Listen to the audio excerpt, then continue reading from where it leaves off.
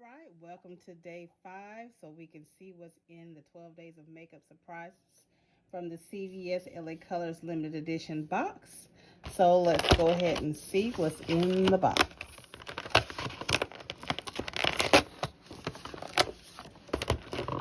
Okay, it's going to be a lip balm, vanilla scented.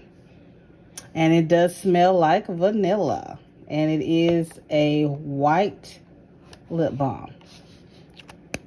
All right, so let's go ahead and recap if you haven't already been watching the past 4 days. This was in the first section. It's a lippy. We've got Gold Loose Eyeshadow, day 2. Day 3, another lippy. And day 4, we've got the blush. And day 5, we have the vanilla scented lip balm. So you guys, thank you so much for watching thus far. Do not forget to tune in tomorrow to see what is in slot number 6.